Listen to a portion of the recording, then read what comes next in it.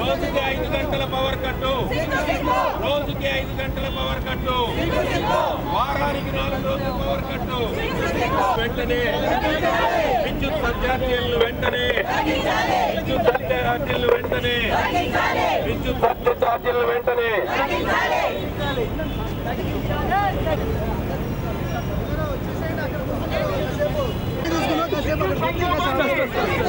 విద్యుత్ సంక్షోభాన్ని రోజుకు 4 గంటల పవర్ కట్టు, వారానికి 4 రోజులు పవర్ కట్టు.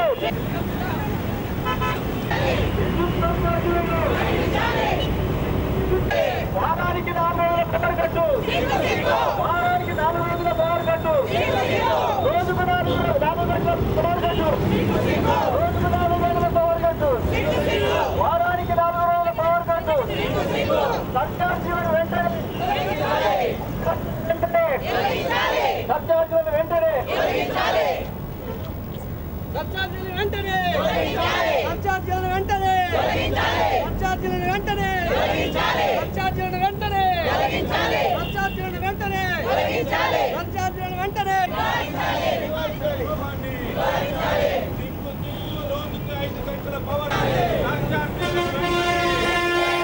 సర్ఛార్జీలను వెంటనే సర్ఛార్జీలను వెంటనే సిగ్గు రోజుకి 5 గంటల పవర్ కట్టు, వారానికి 4 రోజుల పవర్ కట్టు. పరిష్కరించాలి విద్యుత్ సర్ఛార్జీలను వెంటనే. సిగ్గు రోజుకి 5 గంటల పవర్ కట్టు, రోజుకి 5 గంటల పవర్ కట్టు, రోజుకి 5 గంటల పవర్ కట్టు, వారానికి 4 రోజుల పవర్ కట్టు, వారానికి 4 రోజుల సర్ఛార్జీలను వెంటనే విద్యుత్ సర్ఛార్జీలను వెంటనే విద్యుత్ సర్ఛార్జీలను వెంటనే. సిగ్గు రోజుకి 5 గంటల పవర్ కట్టు, రోజుకి 5 గంటల పవర్ కట్టు, రోజుకి 5 గంటల పవర్ కట్టు. నివారించాలి విద్యుత్ సంక్షోభాన్ని వెంటనే.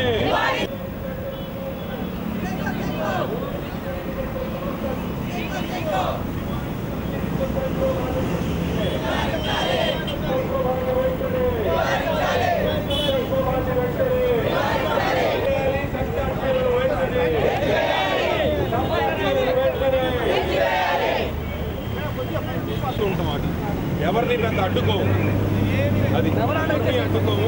గేటు ముందు కాసేపు ధర్నా చేసి చేస్తాం. నీకు అసలు ఏమి ఇబ్బంది ఉండదు. మా పార్టీ ఆపం, వాళ్ళని ఏం అడ్డుకోం కదా. వాళ్ళ ధర్నా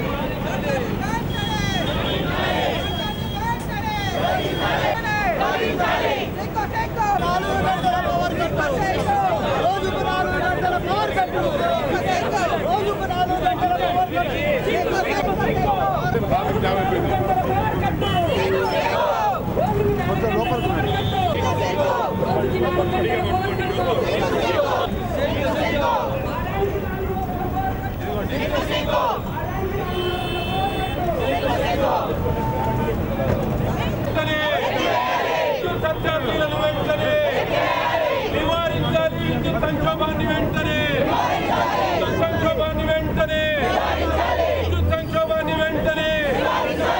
సిగ్గు రోజుకి 5 గంటల పవర్ కట్టు, సిగ్గు రోజుకి 5 గంటల పవర్ కట్టు, రోజుకి 5 గంటల పవర్ కట్టు. నివారించాలి విద్యుత్ సంక్షోభాన్ని వెంటనే, విద్యుత్ సర్ఛార్జీలను వెంటనే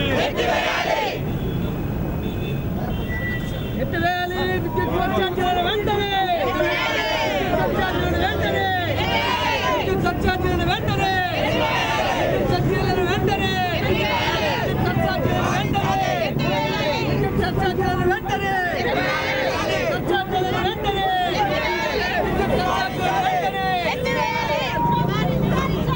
నివారించాలి.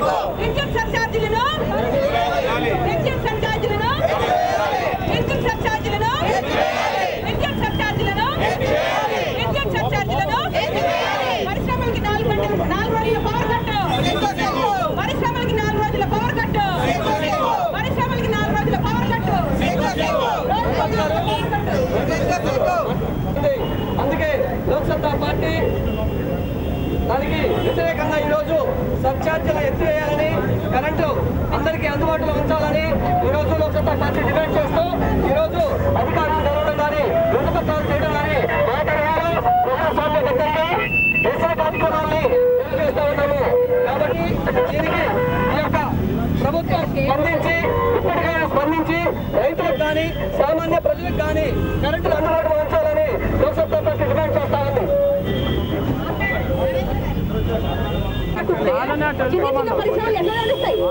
వాళ్ళు మూసుకొని వెళ్ళిపోవాల్సిన పరిస్థితి, పరిశ్రమలు మూసుకొని బయటకు వెళ్ళాల్సిన పరిస్థితి. రోజుకి 5 గంటలు పవర్ కట్టిస్తే ఇళ్లలో ఉండే వాళ్ళు ఎట్లుండాలా? లోక్సత్తా ఈరోజు అంటున్నది ఏంటంటే quality and quantity of power ఇవ్వండి. లాంగ్ టర్మ్ ప్లానింగ్ లేదు. డిమాండ్ పెరిగినప్పుడు దానికి తగినట్టుగా సప్లై కూడా ఉండాలి. అలా ప్లానింగ్ లేకుండా రోజు పవర్ కట్ చేస్తుంటే ప్రజలు ఏమవ్వాలి, పరిశ్రమ ఏమవ్వాలి? ఇప్పటికే కంపెనీస్ అన్ని మన రాష్ట్రం ఇంకా వేరే రాష్ట్రాలకు వెళ్తున్నాయి. అలాంటి పరిస్థితుల్లో మనము లాంగ్ టర్మ్ పవర్ సొల్యూషన్ అనే ఒక పథకాన్ని మనము ఆర్గనైజ్ చేసి ప్రజల్లో అది ఇంట్రడ్యూస్ చేసి చర్చ జరిపించి దాని ప్రకారంగా బడ్జెట్లో మనీ కేటాయించి ముందుకు వెళ్ళాలని లోక్సత్తా పార్టీ కోరుతున్నాము. వ్యక్తిగతంగా కూడా వేస్తా ఉంటారు. ఇది చాలా దారుణమైన విషయము. ప్రభుత్వం ఎప్పుడు సబ్సిడీలు వెంటనే ఉపసంహరించుకోవాలి. దాంతోపాటు విద్యుత్ నాణ్యమైన విద్యుత్ ఇచ్చి మీరు యోజన కూడా భరించడానికి సిద్ధంగా ఉంటారేమో కానీ విద్యుత్ ఇవ్వకుండా దాన్ని సందర్భంగా అట్లాగే విద్యుత్ కొరత ఉన్నటువంటి సందర్భంగా మేము ఇక్కడ ధారణ చేస్తా ఉన్నాము. ఈ సందర్భంలో మనం గమనించాల్సింది ఏంటంటే కాంగ్రెస్ ప్రభుత్వం 2004లో రాజశేఖర రెడ్డి గారు మేము అధికారంలోకి వస్తే ఈ రాష్ట్రాన్ని బంగారు భవిష్యత్తు ఇస్తామని చెప్పి వాగ్దానం చేశారు. ఆ రోజు రైతులకి మరి విద్యుత్ బాకీలు 1200 కోట్ల రూపాయలు మాఫీ చేస్తున్నాము. ప్రతి రైతు కూడాను 9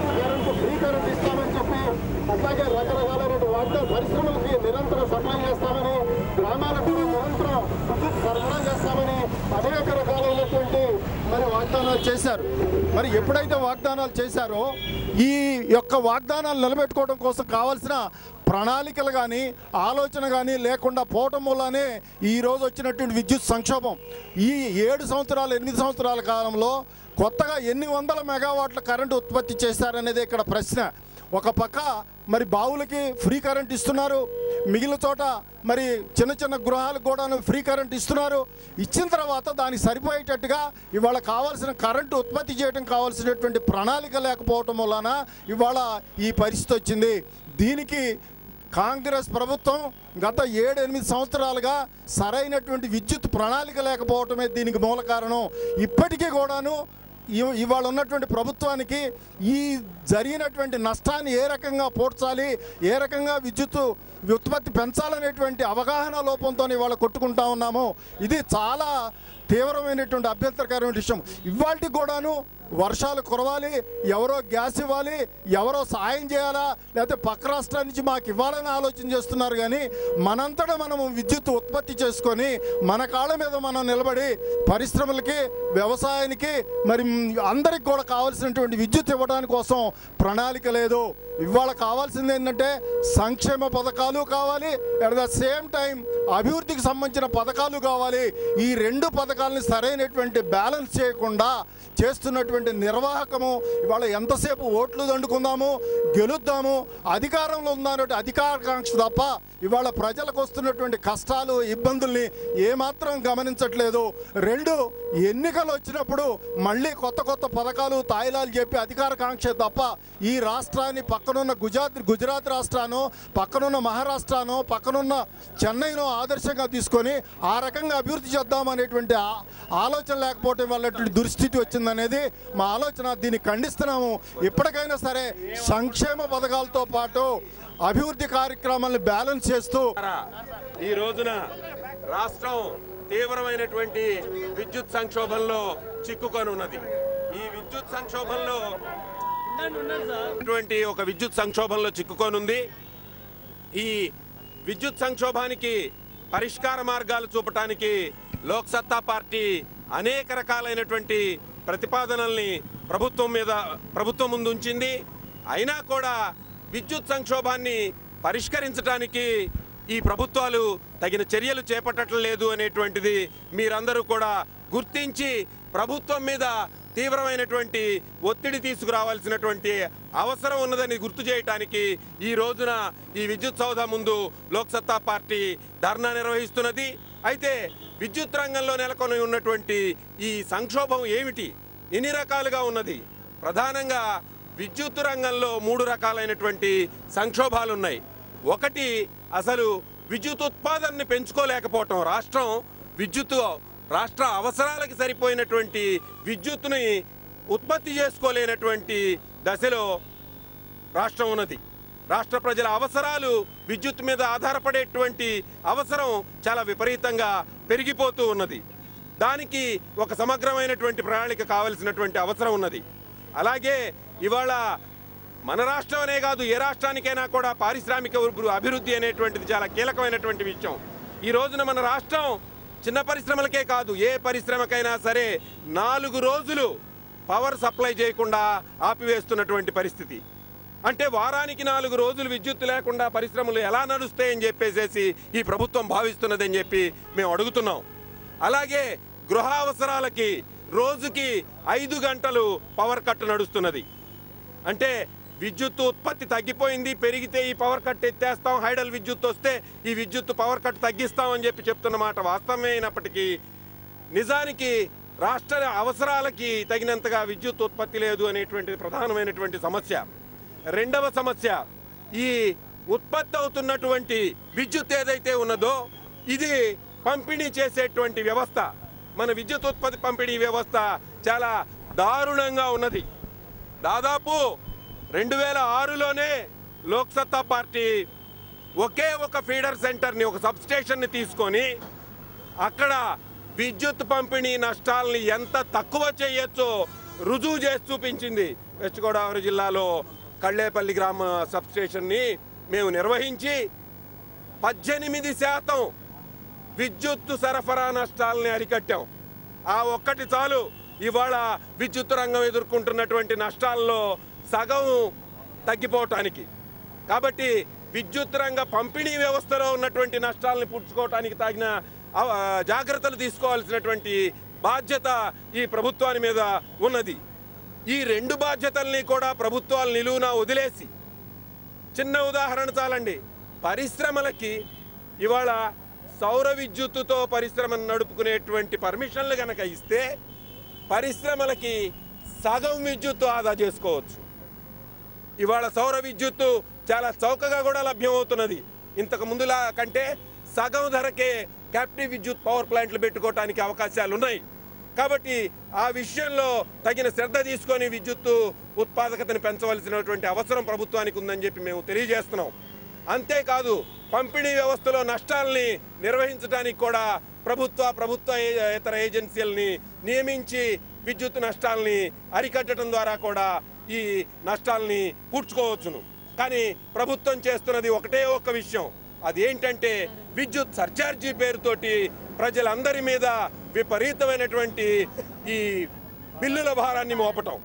అంటే 2010లో వాడుకున్నటువంటి 2011లో వాడుకున్నటువంటి కరెంటుకి గాను ఇప్పుడు మాకు నష్టాలు వస్తున్నాయి, విద్యుత్ ట్రాన్స్కోకి జెన్కోకి నష్టాలు వస్తున్నాయి అనేటువంటి పేరుతో ఆ రోజు బిల్లులు కట్టాం.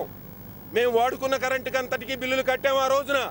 కానీ మా సంస్థకి నష్టాలు వస్తున్నాయి కాబట్టి మళ్ళీ తిరిగి బిల్లులు కట్టండి. అది కూడా చాలా దారుణమైనటువంటి బిల్లులు. అంతకు ముందే ఎంతైతే కట్టామో దాదాపు దానికి సరిసమానమైనటువంటి విద్యుత్ సర్ఛార్జీని ఈ రోజున బిల్లుల రూపంలో పంపడానికి ప్రభుత్వం సిద్ధం చేస్తున్నది.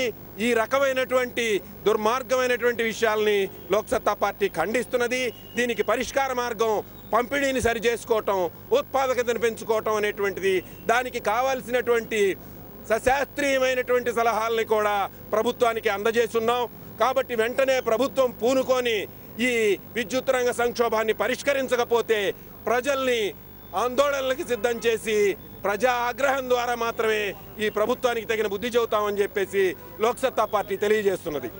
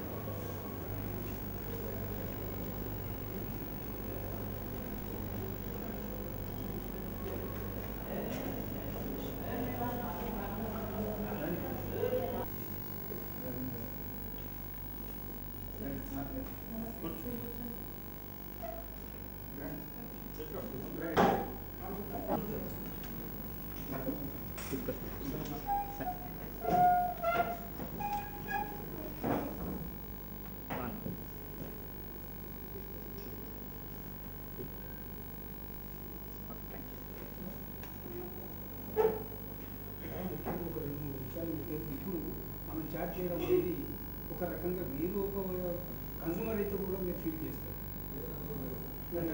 మరి కన్సూమర్ అయితే మరి చాట్ చేయడం మరి దాని మీద అది మీరు ఆలోచన చేయాలి. అది ఏ రకంగా మనం ఆ చార్జ్ చేయడానికి సబబు అనేది ఆ చార్జెస్ ఎత్తి వేస్తేనే బాగా లాభం, కానీ అంతకంటే మీరు చార్జ్ చేయడం ఏమి ఉపయోగం లేదు. రెండోది ఏమంటే మీరు ఏ రకంగా క్యాలిక్యులేట్ చేస్తున్నారు. ఒక కన్స్యూమర్ ఆయన ఎంత బాకీ ఉన్నాడు, ఎట్లా అనేది దానికి తెలియడం లేదు. మీరు ఏం చేస్తున్నారంటే బిల్లు యాడ్ చేస్తున్నారు కానీ వాడికి ఏ రకమైన ఇన్ఫర్మేషన్ లేదు. పాత బకాయి ఎంత, దానిలో వాడు కట్టాల్సింది ఎంత, ఏంటిది అనే దానికి ఏ రకమైన ఇన్ఫర్మేషన్ లేదు. దాని తర్వాత మీరు ఈ రకంగా సర్చార్జ్ ఏదైతే చేస్తున్నారో అది ప్రజల మీద చాలా పెద్ద భారం. దాన్ని చేయడానికి చాలా కష్టం. సార్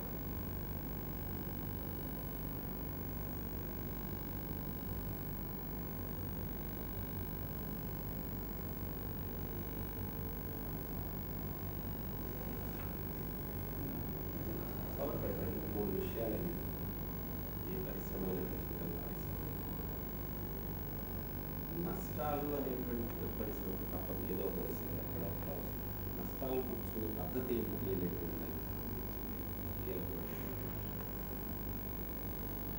ప్రజలకి ఒకసారి జరిగిపోయిన దానికి మనం చెల్లించాల్సి వచ్చేసరికి ఎందుకంటే మనందరికీ కష్టం అవుతుంది. దానిలో లాజిస్టికల్ సమస్యలు చాలా వస్తాయి. రెండవదేమో అసలు మనకు తయారీ అప్పుడే మనకి ఎంత ప్రైస్ పెడితే ఇది వైబుల్ అనేటువంటి విషయం వచ్చినప్పుడు తయారు చేసిన తర్వాత కూడా మార్కెట్ లాభాలు వచ్చినప్పుడు పరిశ్రమ లాభాలు వస్తే ఇదేమన్నా మీరు బిల్లులు తగ్గిస్తారా? నాకు తెలిసి అయితే లేవు. మీరు తగ్గించి ఎందుకంటే వర్షాలు పడ్డ సీజన్లో వర్షాలు వాతావరణం హైడ్రో ఎనర్జీ బాగుంటాయి, కోల్ ఎనర్జీ తగ్గిపోయి సేమ్ నాకు తెలిసి అయితే వాటికి 6 రూపాయలు 6.5 7 రూపాయలు పద్ధతుల్లో తప్ప తగ్గించిన సందర్భం అంటే అది అవసరం కూడా లేదు. తగ్గించమని ప్రజలు ఎప్పుడు అడగట్లేదు, అదనంగా వడ్డించకుండా ఉంటే చాలు అండి. కాబట్టి ఒక సమగ్ర కాంప్రహెన్సివ్ ప్లాన్ మన ప్రొడక్షన్కి ఎంత అవుతుంది అనేటువంటిది వేసుకోవటం, దాన్ని రెగ్యులర్ ఇంటర్వెల్స్లో డిస్కస్ చేసుకోవడం. ఎప్పుడో 2-3 రాష్ట్రంలో యాక్ట్ ఏం చెప్తుందంటే ఈ సంవత్సరం ఎంత ఛార్జీలు ఏమి చేయాలి ఈచ్ కేటగిరీకి అన్నప్పుడు లాస్ట్ ఇయర్ నవంబర్లో ఒక ప్రణాళిక ఇస్తాం, డిస్ట్రిబ్యూషన్ కంపెనీ ప్రణాళిక ఇస్తాం. మాకు నెక్స్ట్ ఇయర్కు ఇంత యూనిట్లు కావాలి, డొమెస్టిక్ ఇంత, కమర్షియల్ ఇంత, ఇండస్ట్రీస్ ఇంత, వ్యవసాయం ఇంత, స్ట్రీట్ ఇంత ఇచ్చిన తర్వాత ఇంత నాకు కావాలి. అది ఎక్కడి నుంచి వస్తుంది అంటే థర్మల్లో ఇంత, ఐరన్లో ఇంత, వైట్ ఇంత, గ్యాస్లో ఇంత, విండ్ ఇంత అని ఒక ఉత్తరాలు లెక్కేస్తాం. Nobody what is going to happen next year. దాన్ని బట్టి రెగ్యులేటరీ క్వశ్చన్ ఒక పబ్లిక్ ఏరియా పెట్టి డిస్కస్ చేసి టారిఫ్ ఫిక్స్ చేస్తాం. మన అర్థాలు ఏం చేసుకుంటాము, ఇన్ఫ్లోస్ బాగుంటుంది అనుకోండి, హైడ్రో ఎనర్జీ ఎక్కువ చూసుకుంటాం. అదృష్టం బాగుంటుందంటే ఎక్కువ వచ్చింది అనుకోండి, టారిఫ్ తగ్గుతుంది. వర్షాలు పడింది, వర్షం పడలేదు, హైడ్రో వాటర్ లేదు అంటే హైడ్రో ఉత్పత్తి తగ్గిపోయి థర్మల్ కానీ గ్యాస్ కానీ వేరే విధంగా బయటకు పోయింది. అప్పుడేమో అది బాటం ఉంటుంది. దానికి యాక్ట్ ఏం చెప్పిందంటే ప్రతి 3 నెలలకు కమిషన్కి వెళ్ళాలి, కమిషన్ చెప్పాలి, 3 నెలల లోపల మీరు డిసైడ్ చేసి నెక్స్ట్ మంత్ లోపల చెప్పాలి. మనకు అన్ఫార్చునేట్గా జరగాలి, ఎగ్జామ్ లేదు. ప్రతి 3 నెలలు మనం ఇచ్చాము. ఇక్కడ డిస్ట్రిబ్యూషన్ కంపెనీస్ ప్రతి 3 నెలలు ఫైల్ చేసింది కమిషన్ డిసైడ్ చేయాలి. కమిషన్ మీద యాక్షన్ ఏంటండి? పనిచేయని కమిషన్లు ఎంతకాలం కొనసాగి ఒక సమస్య. రెండవది అసలు చాలా క్లియర్గా గవర్నమెంట్కి మనం హైడల్ మీద ఆధారపడటం చాలా పొరపాటు. ఎందుకంటే మన క్యాచ్మెంట్ ఏరియాకి రావాల్సిన నీళ్లకు సంబంధించి పైన అన్ని ప్రాజెక్టులు కట్టేసుకున్నారు. అది మనకు అర్థమైపోతుంది. మన క్యాచ్మెంట్ ఏరియాలో వర్షాలు పడి వాళ్ళు నింపుకున్న తర్వాత మాత్రమే మన జలాశయాలు నిండుతాయి. మనకు వచ్చేది ఈ అవగాహన వచ్చిన తర్వాత గవర్నమెంట్ హైడల్ మీద ఆధారపడటం ఏంటి? ఇంకా దీనికి మరి అధికారులని ఆలోచన లేకుండా అట్లా ఎట్లా చేస్తారు? ఇప్పుడు కూడా గ్యాస్ మొత్తం మన గ్యాస్ అంతా రిలయన్స్ వాడికి ఇచ్చి ఇక్కడ నుంచి పైపులు వేసి తీసుకెళ్తూ వాడు మనకు కావాల్సిన అవసరాలకు గ్యాస్ వాడుకుందాం, దానికి అబ్బాయి మాకు 25% గ్యాస్ ఇక్కడ అవసరాలకు ఇస్తేనే తొమ్ముకొని ఇస్తాం అనేటువంటి చిన్నపాటి కండిషన్ పెట్టుకోలేదు. విఘ్నత మన నాయకులకి లేదు, అధికారులకి మాకు అన్ని తెలుసుకోను, కష్టాలు పడో కొన్ని పరిష్కార మార్గాలు వెతికి ముందు పెడితే కూడా చేయని సందర్భంలో ఏం చేయాలనేది ఇంకో సమస్య. మూడవది పరిశ్రమలకు ఇప్పుడు అసలు నేను అనుకుంటాం సోలార్ ఎనర్జీ చాలా చీప్ అయిపోయింది. గతంలో 15 రూపాయలు పడేది ఇప్పుడు దాదాపు 8 రూపాయలకే 9K వచ్చేసి అంటే యూనిట్ ప్రొడక్షన్ ఇన్స్టలేషన్. మరి అంత చౌక అయిపోయిన తర్వాత పరిశ్రమల వాళ్ళందరూ ఎఫర్ట్ చేయగలరు. ఇమ్మీడియట్గా పరిశ్రమలన్నింటికి సోలార్ యూనిట్స్ పెట్టుకోవడానికి ఒక ఇది ఇచ్చేయచ్చు, డైరెక్షన్ ఇచ్చేయచ్చు. అది చేయటం లేదు.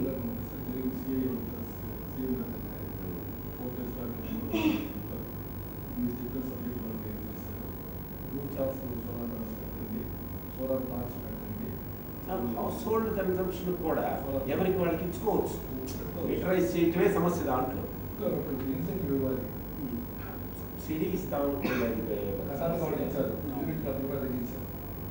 ఎవరైతే ఇంటిపైన రూఫ్ టాప్ సోలార్ ప్యానల్ పెట్టుకున్నారో వాటర్ హీటింగ్ పెట్టుకుంటారు కదా, అది పెట్టుకొని వాళ్ళు కరెంట్ వినియోగం తగ్గించారు కాబట్టి వాళ్ళకి ఇన్సెంటివ్ మొత్తం అక్కడ అసలు ఇన్సెంటివ్ కూడా ఎవరు అడగరండి. బిల్లు కనుక తగ్గిపోతే మాకు పర్మిషన్ ఇవ్వటం సమస్య. పెట్టుకున్న అంటే మన మీటర్కి కనెక్ట్ చేయాలి. డీజిల్ కాదు, వాటర్ దానికి ఇప్పుడు వాడుకుంటున్నాం. అది సమస్య కాదండి, దానికి సబ్సిడీ కూడా ఉంది. డొమెస్టిక్ లైట్లు ఫ్యాన్లకు కూడా సోలార్ ప్యానల్స్ పెట్టుకోవచ్చు. దానికి మీటర్ కనెక్ట్ చేసేస్తే కనుక పగలంతా మీ మీటర్ తిరగదు, మీ దాని మీద స్విచ్ ఓవర్ అయినప్పుడు తిరుగుతుంది. ఆ చిన్న ఫెసిలిటీకి యాక్ట్ ఒకటి తీసుకురావాలి, అది చేయలేదు. మూడో సమస్య ఏంటంటే ట్రాన్స్మిషన్ లాసెస్ అనేవి చాలా ఎక్కువ ఉన్నాయి. దాదాపు 25%, 25%. కాగితాల మీద ఎలా ఉందో నాకు తెలియదు. 17%. 34 దీనంటే కూడా మామూలుగా చేస్తారు. 34 ఇప్పుడు 17 ఉందంటారా అఫీషియల్గా? అదైతే కొంచెం ఆలోచించాలి. 17.14. రెండవది గవర్నమెంట్ వాళ్ళు ఇష్టం వచ్చినట్టు ఎక్కడ కావాలంటే అక్కడ సబ్సిడీ, దీన్నంతా తెచ్చి మళ్ళీ మీరే తినబెట్టేస్తారు. ఇది కూడా కొంచెం ఆలోచించుకోవాల్సిన అవసరం ఉంది. ఇప్పుడు మేము విద్యుత్ సర్ఛార్జీలు ఏమైతే ఎత్తేయచ్చు, కానీ మళ్ళీ భారం అంతా ఇంకో చోట ఎక్కడో ఒకటి ప్రజలతో రుద్దుతారు. వాళ్ళేమి నష్టాలు వాళ్ళు పంచుకోరు కదా, వాళ్ళ ఆస్తులు క్లియర్ హెల్తీగా ఉంటేనే మన కరెంట్ వచ్చింది. డిస్ట్రిబ్యూషన్ కంపెనీ 11,000 కోట్లు గవర్నమెంట్ ఇవ్వాల్సిన లెక్క ఒకసారి మీరు చెప్తే, గవర్నమెంట్ ఆఫీసులు, కలెక్టరేట్లు, సెక్రటేరియట్ల దగ్గర నుంచి పవర్ బకాయిలు కనుక చూస్తే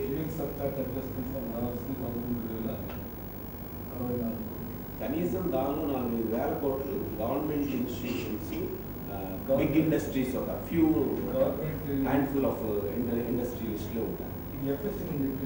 అది 11,000 కోట్లు రావాలి. గవర్నమెంట్ అవసరం బకాయి డిపార్ట్మెంట్ ఇప్పుడు 1,200 మరి బిగ్ ఇండస్ట్రీ లిస్ట్ కొన్ని కంపెనీలు తక్కువ. ఇవన్నీ పంచాయతీ 670 కోట్లు, అడ్మినిస్ట్రేషన్ మున్సిపాలిటీ 130 మొత్తం 2,000 కోట్లు ఇక్కడ.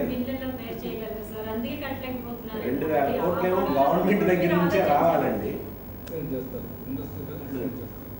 డిస్కనెక్ట్ చేస్తారు కానీ ముందు వాడుకున్న బకాయి ఉంటుంది కదా, లేదు చాలా ఎక్కువ ఉంది. అది నేను తీసుకొని చూస్తాను. సో ఈ రెండు వసూలు చేస్తే 11,000 కోట్లు, 5,000 కోట్లు తగ్గిపోతుంది. ఈ పప్పులో లెటర్స్ అది ఆ బకాయిలు కాకుండా రావాల్సిన బకాయిలు